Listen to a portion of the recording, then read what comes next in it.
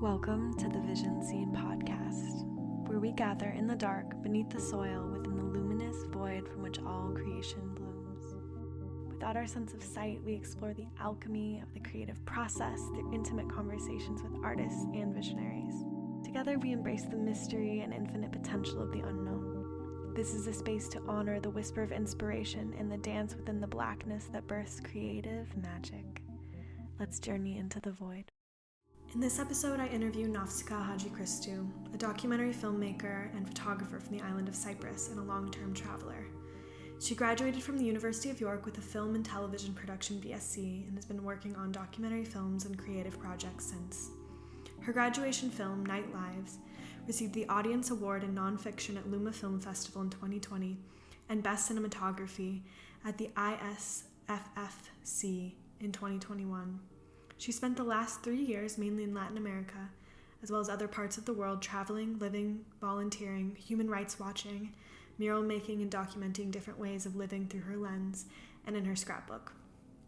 She is passionate about using visual storytelling and activism to bring about social change. Her latest project, a blog on slow and responsible travel, can be found at otherworlds.site. I invite you to bring your attention to the place in your body of most sensation. Right now, it's my womb. Because I have my period. Yeah. If you could describe the color and the form of that sensation, what would it look like?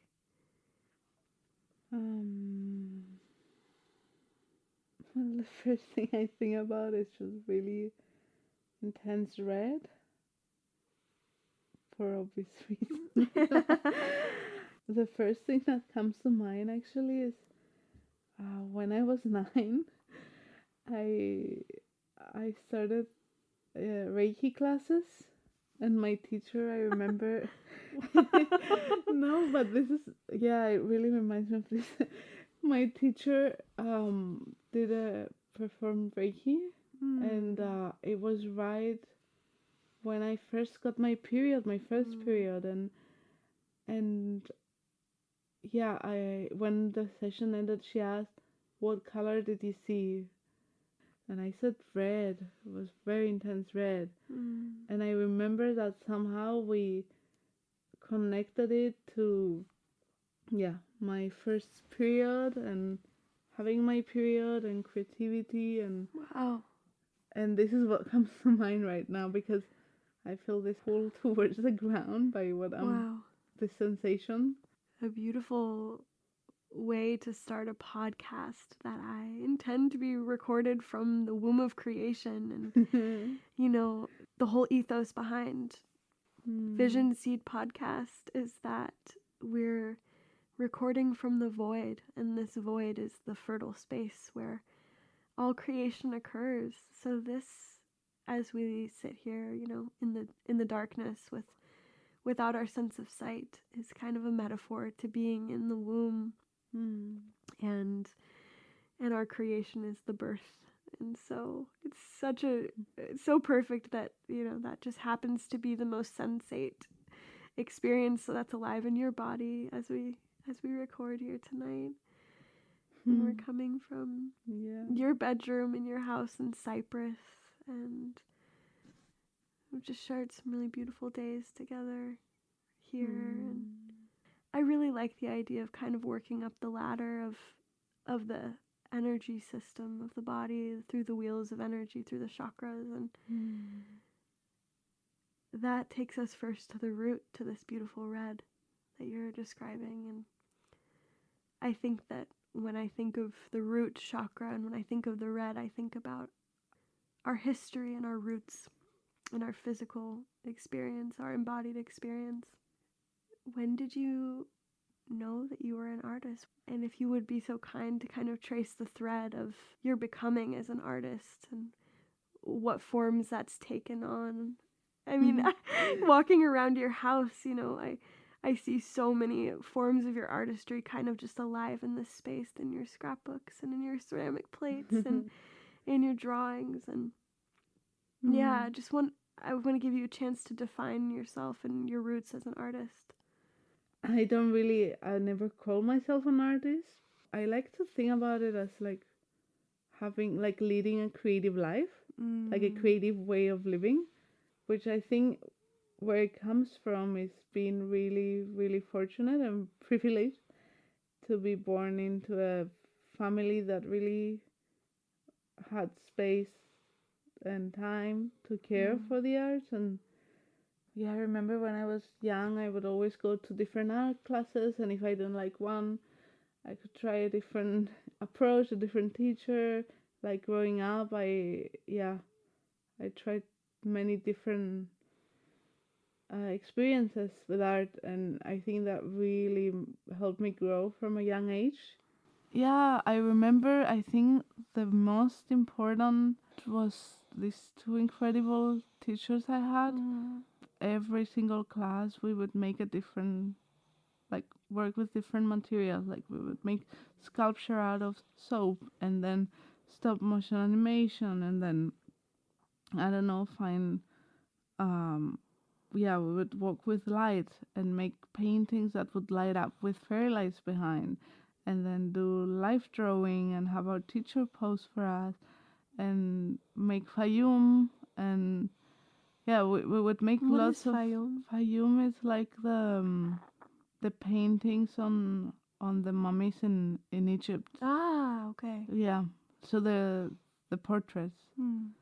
And then copy in our own style different forms of art, make moving, like use the clock mechanism to make moving paintings. Extremely dynamic. Yeah, and my artistic self came out through these lessons. Like it was always the highlight of the week every Friday, going there, and like even thinking about it now, I feel that excitement of meeting all my friends and going through this like new exploration, like since a young age, which was super lucky.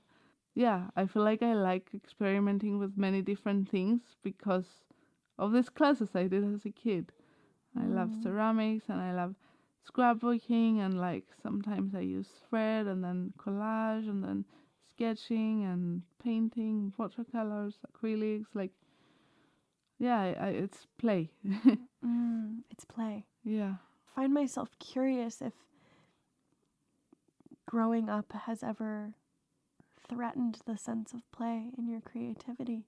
I think it's inevitable when you grow up and have to make a living that there's no time for play, because we live in a system that is capitalism, that doesn't allow the space and time to be, for rest, for play, for so many things, for connection. So it's very easy to lose that. It's easy for it to happen. And I always feel like I'm going back and forth to like towards periods of like losing my wonder, and then when I rediscovered it, it's like it's a whole new thing all over again, and it's like, of course I knew that, but I completely forgot, and of course I knew I could get there, but and every time it's like the same. Oh, here you are, but yes, the image I'm getting is like our creative spirit might slip back into the void or into the dark, and then reemerge totally transfigured and in a completely different form. And that's something that I talk a lot about, my good friend Annie. And she and I always kind of talk about like these incubation periods or hibernations that we go into as creative people, where a certain art form that we practice, we might pause utilizing it. And then when it comes back online, it's totally new, just kind of mysteriously transformed when we turned away from it. It's certain kind of alchemy that undergoes in the dark. So what are the big questions you want to explore in your creative practice? What feels important to you? And this is kind of related to your vision, your third eye, and intention, really, for your creation. I think the biggest questions that have been in my mind for a long time have to do with how is a space where we can all live together, Yeah. like all, I mean everyone on earth, because yeah, like especially this past year has been so marked by conflict and war and darkness and so much suffering, and I just find it insane that we can live so close to it, and Yeah. there's some people that seem to be immune to it, and I find it really difficult to go through every day knowing that, for example, there's a genocide happening next door. Yeah, we're so close to it here. Yeah, and I really deeply feel it, like it's so near. Like, why are we not doing more to stop this? Yeah. And yeah, and I feel that this, like, saying that sometimes I can lose the wonder, and what's the point of doing anything if there's so many big issues. But then of course it's very easy to say that art is a luxury, but also in every culture in the world there's always been art present. Yeah. And I think that says a lot about how it's not only a luxury, it's a necessity. And I agree. yeah, to remind us that we're human. And I think that's the core of why we should be doing it, like to be able to have empathy and understand other people's perspectives, and to understand what's the place of art in this very polarized, conflicted Yeah. world. So in a world full of contrast and conflict, what is the role of creativity for you? You know, it's like, and for some reason, as we lie here, I'm really called to remember, like, you know, these ancient cave paintings. I consider what it must have been like to be living a life that's so immediate and so survival driven as a, you know, an early Homo sapien. And then get the idea, you know, to go into the cave and depict and be in dialogue with my experience and show my connection to my lived experience through And marking it on a wall. I saw some of these ancient cave paintings by accident in my favorite place in Colombia, which I don't want to say where it is because I don't want it to be spoiled. But it's the beginning of the Amazon jungle, one of the parts, and I didn't know I was staying there for a week, and then we went up to get water from the mountain because a hill because we didn't have any more water, and on the way, the guy who was showing me where the water was like, "Oh, by the way, look at this," and it was this 1,000-year-old wall full of paintings. Wow. It was so powerful to see that. Wow. Yeah. It's so sensate. It's so sensual in a way to like go and, you know, find those pigments out in the jungle and dip your fingers in them and drag your fingers across the rock and create these marks, and it sounds so fun. I'm curious what the most pleasurable aspect of your creative practice or process is. Curious about how pleasure plays into creativity for you. Yeah. When I'm editing a film, I find it so daunting to have to select material. I always find that really tiring to go through everything.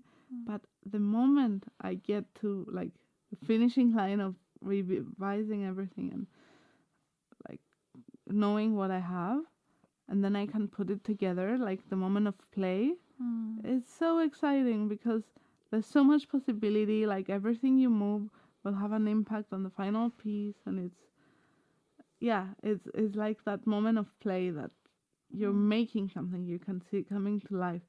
And ceramics, and like I was showing you my plates that I make with different pieces of different colors, and then like roll them together. So like that part I always find a bit like impatient. I want to see it already. And then the moment, and then, like you were saying, and then the moment I start putting it together, like that excitement, like I'm now playing. I can make things. I can see it coming to life. I was trying to kind of like figure out why I loved your plates so much. we sat down to eat the other day, and Nafsika put out all of the plates, and we were getting ready to eat, and I just felt I was so joyful looking at the things that you'd created, and I think that it's because they are imbued with a sense of playfulness. You can feel looking at them that you were just very much in this state of like experimenting and trying new things, and yet they're still beautiful, like, but they're certainly not composed. Like they're very wobbly. They're very much like just playful objects, and the energy that we create the art with is felt by the viewer of our art. Yeah. And so if we're creating, our piece with an energy of fun and play, that'll be felt. Yeah. So too will it be felt if we're creating it from a place of ego gratification or stress or pressure or intensity on oneself. And I've felt the tendency to be hard on myself. I've seen it translate visually into my art before. Yeah. And I actually have felt it in my sound meditation practice. So a few weeks ago, I was facilitating a sound meditation, and I suddenly became really afraid of how people were going to perceive the sounds that were happening. Then I remembered, oh my gosh, as the person here with facilitating with these instruments, I am also an instrument, and I am a vibrational force among these other vibrational forces, among this gong, among these bowls, right? Like I am another very important vibrational force up here as I facilitate. And if I'm vibrating at a frequency of fear, it's going to be really hard for these people, and they're going to feel that too. So just remembering, like as a medium and as a channel for creativity, the frequency that we emit is so important. And like sometimes maybe that necessitates a moment of pause and resume to remember and reconnect with why it is that we're even creating in the first place. And play is such a good reason. I took these classes on letter films. That is something that I've always been so drawn to. What is letter films? It's basically just a letter, but in the form of a film. Yeah, it could literally be like a letter, someone reading out a letter and then having visuals, or it could be completely visual with sounds, or like anything you would want to send to someone, but in a film. Wow. And I love it because it's such a versatile, like, medium. Like there is so much possibility, because it reminds me of when I was like 15, I had pen pals from around the world that I met online, and like, I had pen pals in New Zealand and in Australia and in Germany and Holland, and it was so exciting because I didn't know them, but I would put so much effort into crafting like really fun letters that I would create like little crafts and like pins and stickers and then put everything in a and I would press flowers and and That's so fun. And I wanted it to have so many different textures. So this letter film medium really speaks to me because it's like it gives so much possibility for different textures. Like you can have a conversation with a person that is spontaneous, and then write a letter and read it out, and then change it and have music and have like it really has no limits to how much you can play with it. Yeah, and I mean, this is a medium I've always wanted to play with, and now that I've had the push to do it, I love it so much. And that's something I want to be doing, with my travel diaries and blog, and I love it. I have to say that, like, even just listening to you talk about these letter films, I feel your energy picking up. Like, it does feel so right. Like, I just want to, like, context, you know, being in your home right now and in your room. Like, it's such a beautiful melange of, like, different things. And your room is so full of, like, beautiful small altars and little trinkets and these beautiful scrapbooks from years of traveling and just a collage. It's a tapestry of little scraps and pieces, and it's really captivating. And I think that I so delight and look forward to seeing the way that that influences your visual storytelling journey. And thank you. Yeah, I hope it's not too late to accept your invitation to be pen pals, because yes, I would now love that you've to. I would love now to. that you've described how much beauty you pour into your pen pal letters, I really would love the opportunity to receive and also muster the same level of like razzle dazzle for your letters as well. And actually now I'm doing this with like letter films, but like exchanging letter films with another girl from Madrid that I met in. Wow, so you're exchanging films. I mean, yeah, we are just starting, but it's really exciting. It feels like we are fostering a relationship that, I mean, we have never met, but it feels really intimate because of this format. I'm getting kind of a sense of the fuel that drives your creation, and it seems kind of like these, you know, these scraps and these moments and these collages sort of life, and certainly your travels. I'm wondering if there's anything specifically you want to speak to around like the fuel for your creativity and what empowers your creative practice. Have you had any experiences where you felt extremely energized with your creativity?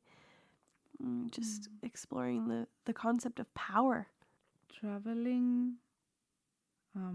I would often not keep like an active creative practice like I would want to, because there was just too much to take in. Yeah. Like I spent 2 years traveling in Latin America, feeling quite confused. I always felt really confused as to what I was doing, why, how, if it was right to travel, if I wasn't damaging the world by traveling. And I do feel like it's really important to be taking in as much as possible. I don't think I could really see it clearly. Like I knew it, but I couldn't remember it clearly while traveling, that all of this fuels every single thing I'll ever do.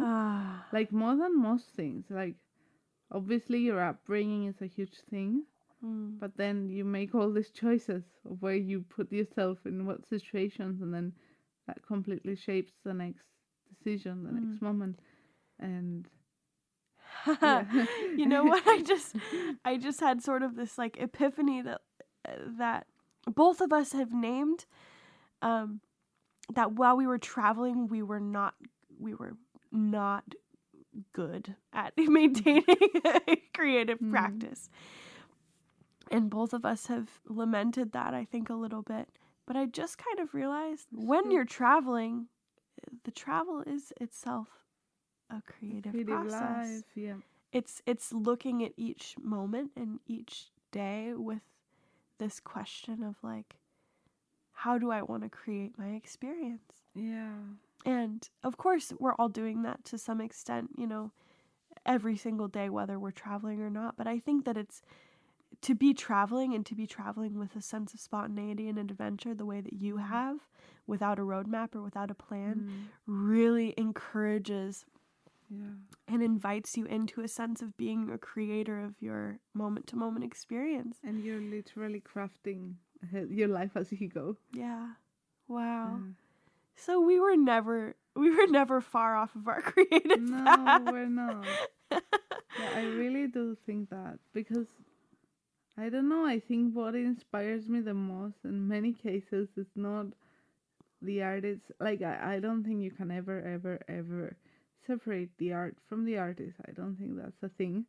And I do admire people the most, the ones that live a creative life instead of just make one good thing. Like, I think it's all a process. There's not like one finished product that you show to the world. Is I admire way more seeing like sketches and like maps, roadmaps, like brainstorming than a finished product, because the process excites me way more. And also like artists that are able to show this process excite me so much. Like I feel like every single thing that we collect from a travel will eventually be included in something else we'll make. And then During my extended travels through Southeast Asia last year, I kind of, I seized really having like a creative process, and then I took a moment of pause and I was like, and that was exactly what needed to happen, because it felt so hard and so heartbreaking and so sad for me to be outside of, to be perceiving that I was outside of a creative practice, that it created the motivation, the fuel, the fire, the inspiration to create what I'm doing in this exact moment. To do the Vision Seed podcast, and also to create Vision Seed, which is a network and a platform for people to utilize meditation and yoga and reconnect with the spirit of their creativity and structure the energy of creativity that they have in them, and come to be in better relationship and in right relationship with creativity. Would I rather have this as a product of that time, or would I rather have sketchbooks and sketchbooks full of drawings? I don't know, but this is how it came out, and I can only have awe and gratitude and reverence towards the mystery, right? That led us through and is leading us through in this moment, through our processes of creativity. What has like falling in love with someone influenced about your creative process? I mean, you were talking about having a creative partner, friend, or whoever it is that you can share your creative process. I think it's so great to establish like a common language. And I mean, of course, I was watching 100 Years of Solitude this Christmas time, and so much of it is like showing that falling in love is like a curse, like an illness. And I was thinking in the past it was treated so much this way that but I find that a kind of healthy love can really create so much more.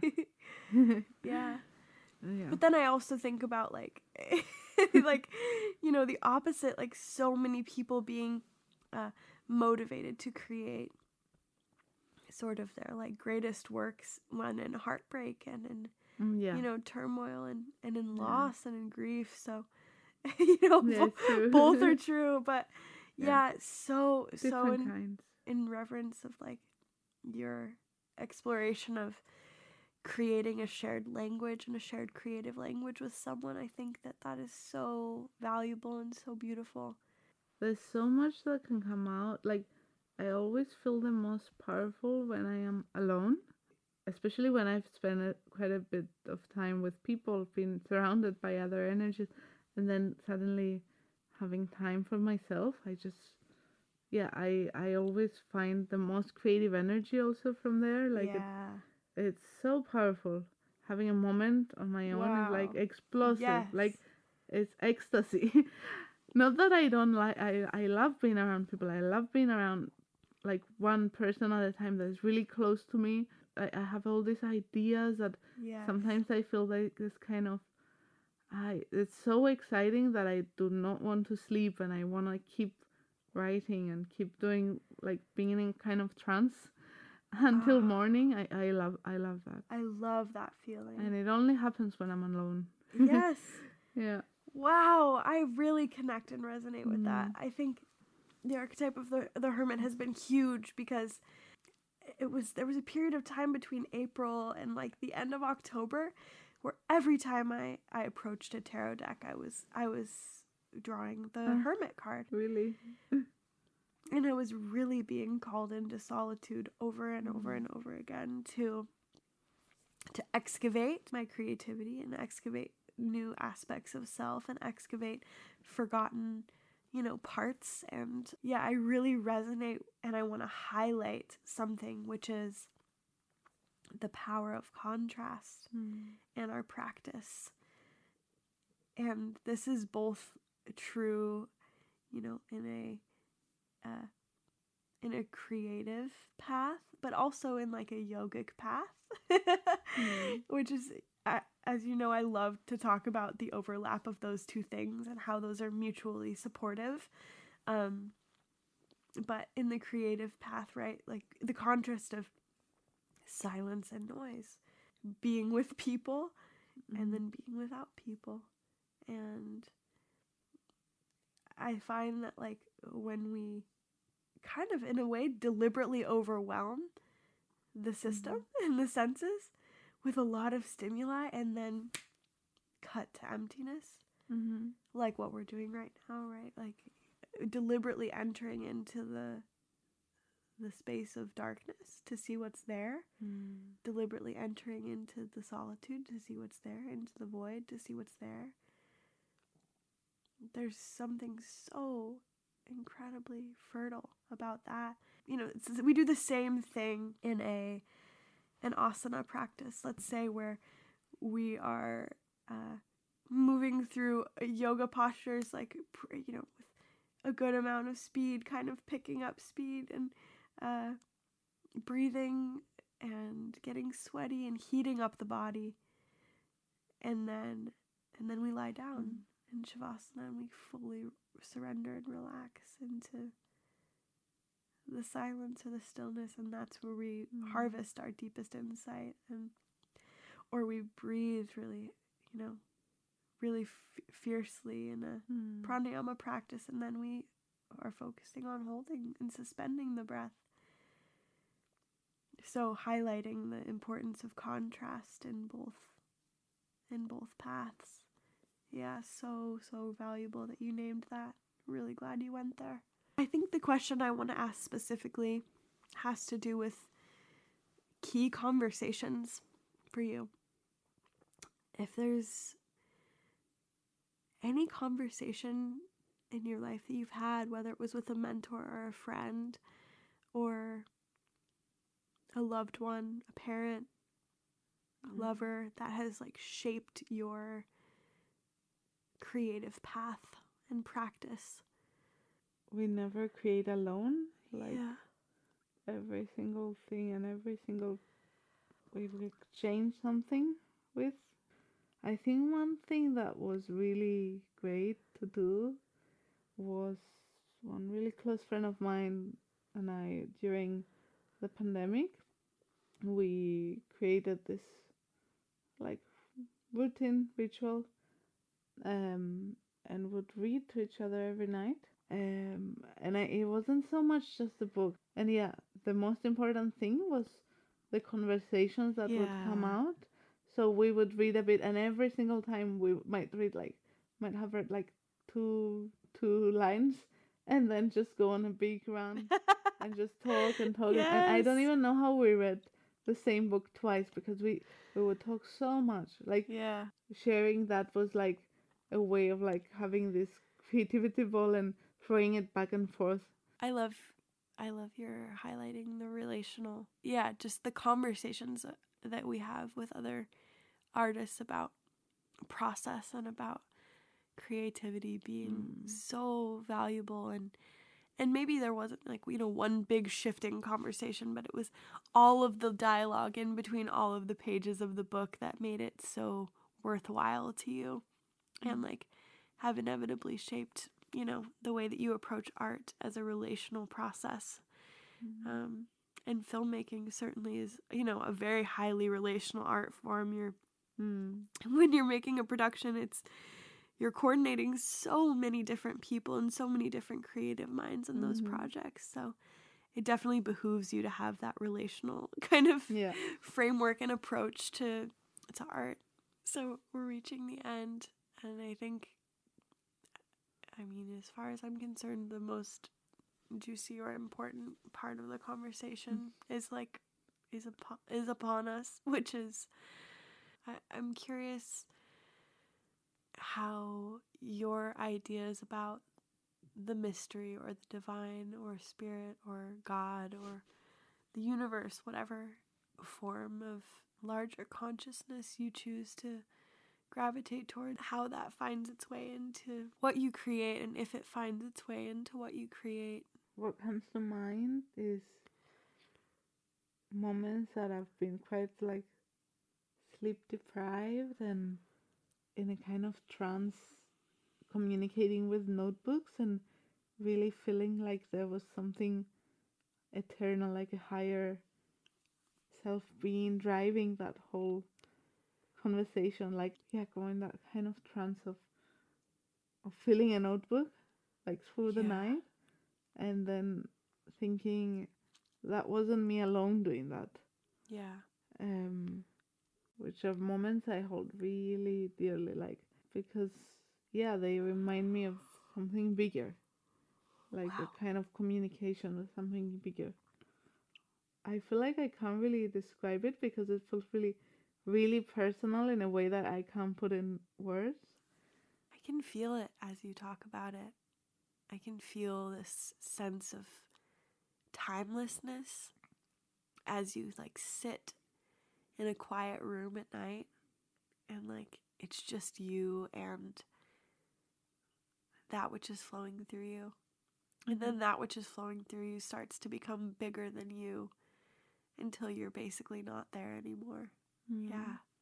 I wish that I don't want this podcast to include a video format, but I do wish that like the whole world could see how beautiful the scrapbooks that you've made. Oh, they're so beautiful. They're so dynamic and so rich.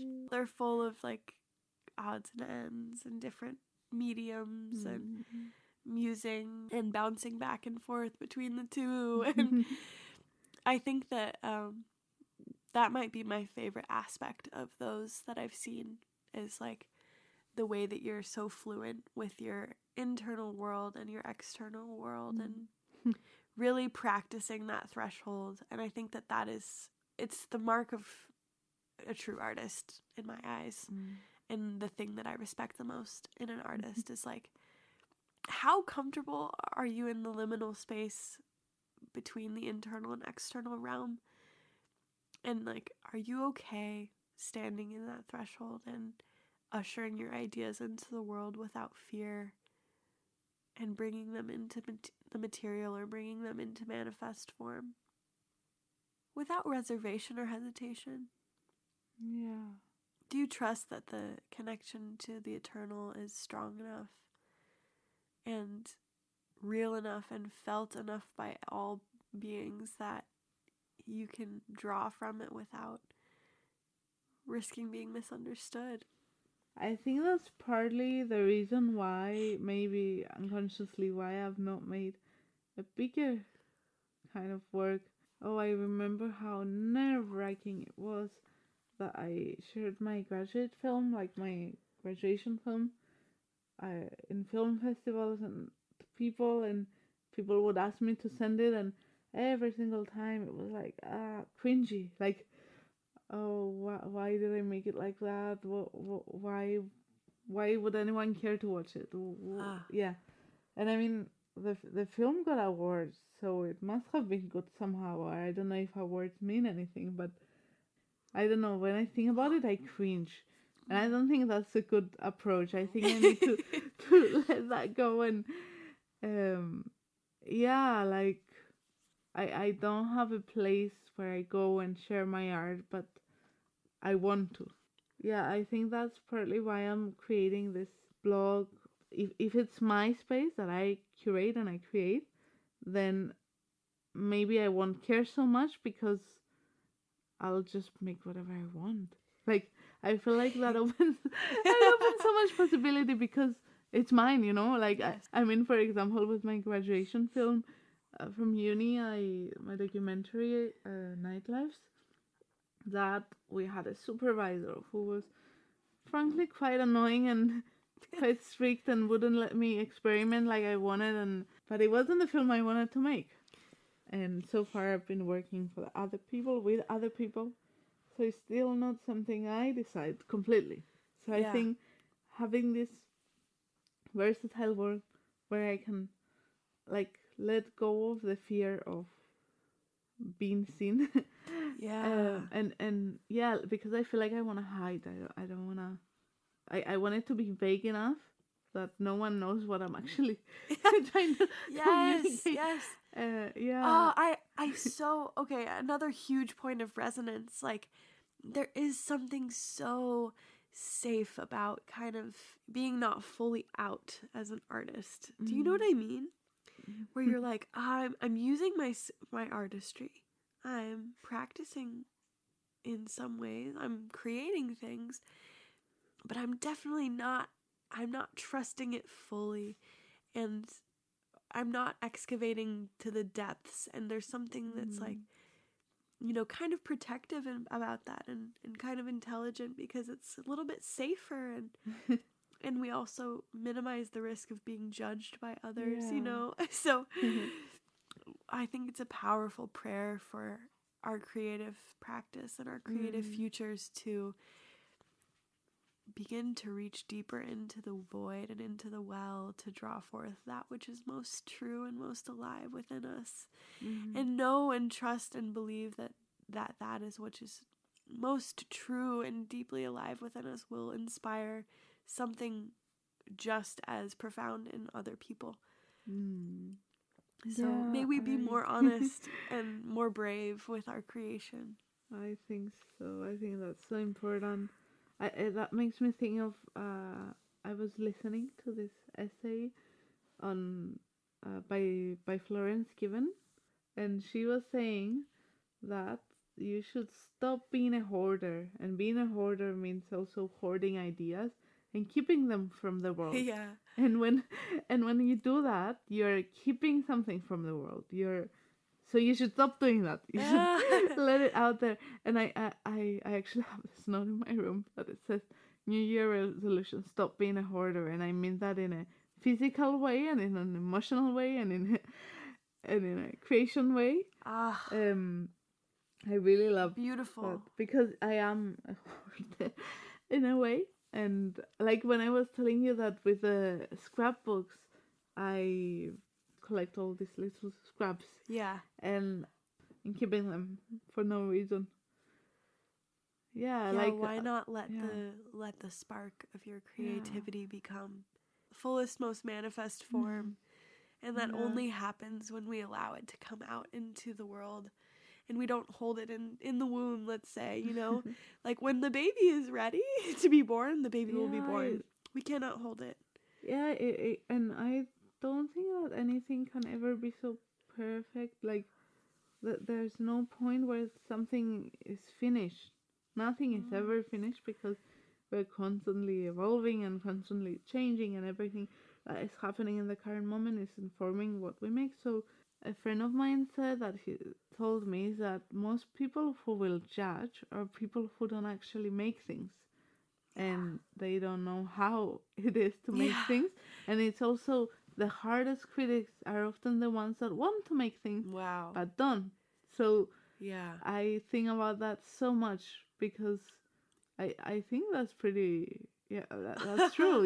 Like, I have found myself in that place more times than I care to admit, actually, where I'm saying something like, oh, I could totally do that. Yeah, but you didn't. But I didn't. Exactly. And I didn't. Yeah, exactly. So, So I think that's really important. And like this, he's a really incredible street artist, 22. He makes really politically conscious art, political art that I love. And is really important. But then also sometimes he has to take on like commercial work, and obviously that's the way to survive, no? Like economically.